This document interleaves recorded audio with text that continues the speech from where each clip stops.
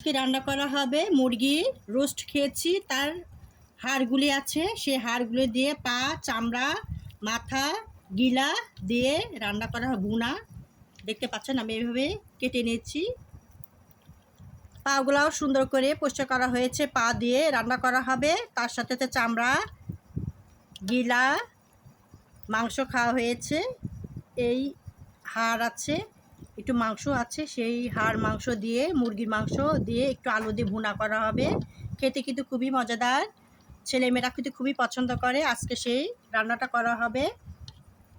আলুটা আমি ভেজে নিয়েছি, আগে একটু ভেজে নিয়েছি, তারপর মশলা দিয়ে মাংসের সাথে আলুটা একবারে কষিয়ে নিব। খেতে আরও টেস্টফুল হবে।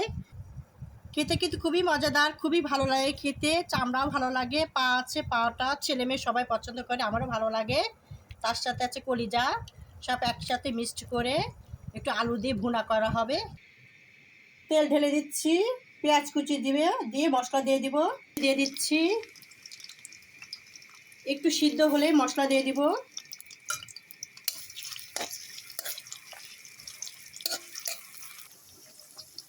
লিটার চামচ 1 চামচ জিরা বাটা দিয়ে দিচ্ছি। রসুন বাটা লিটার চামচ 1 চামচ। পেঁয়াজ বাটা লিটার চামচে 1 চামচ।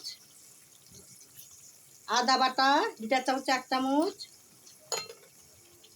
লবঙ্গ, এটা গরম মশলা, লবঙ্গ, এলাচ, দারচিনি দিয়ে দিচ্ছি। তেজপাতা দিয়ে দিচ্ছি। রসুন দিয়ে দিচ্ছি। মরিচের গুঁড়া লিটার চামচ 1 চামচ, আর একটু দিয়ে দিব। একটু ঝাল ঝাল করে রান্না করা হবে। 1.5 চামচ দিয়ে দিলাম। ধনিয়ার গুঁড়া লিটার চামচ 1 চামচ। 1/2 চামচ হলুদের গুঁড়া, স্বাদ মতো লবণ দিয়ে দিব। লবণটা স্বাদ মতো দিয়ে দিতে হবে, আমি দিয়ে দিলাম, লাগলে আবার দিয়ে দিব। মাঝারিতে রান্না করা হবে। আস্তে আস্তে সামান্য কুসুম গরম পানি দিয়ে মশলা কষিয়ে নিব। সামান্য পানি দিয়ে কুসুম গরম পানি দিয়ে মশলা কষিয়ে নিতে হবে, আস্তে আস্তে কষাতে হবে। মাংসটা সুন্দর করে ধুয়ে নিতে হবে। আমি ধুয়ে নিচ্ছি, এরকম 3 ধোয়া ধুয়ে নিব। আগে এটা ধুয়ে নিয়েছিলাম, আবার ধুয়ে নিচ্ছি। মশলা কষানো হচ্ছে, এর মধ্যে আমি মাংস দিয়ে দিচ্ছি, দিয়ে আবার কষানো হবে। আর ওটাও দিয়ে দিব, একসাথে কষিয়ে নিব, তাহলে খেতে আরও ভালো লাগবে। আলু দিয়ে দিচ্ছি, দিয়ে একসাথে আর একটু কষানো হবে, তাহলে খেতে আর ভালো লাগবে। বোম্বা মরিচ দিয়ে দিচ্ছি, আর খেতে ভালো লাগবে। রুটি দিয়ে বলেন, পরোটা দিয়ে বলেন, খেতে খুবই ভালো লাগে। গরম ভাতের সাথেও অনেক মজাদার।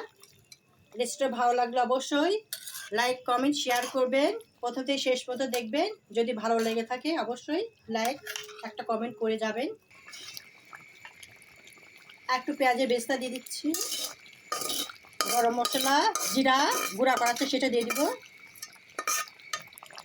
জিরার গরম মশলা গুঁড়া করে রেখেছিলাম, সেটা দিয়ে দিচ্ছি। রান্নাটা কমপ্লিট হয়ে গেছে, দেখতে পাচ্ছেন। কালার দেখে বোঝা যাচ্ছে কতটা সুস্বাদু, টেস্টফুল।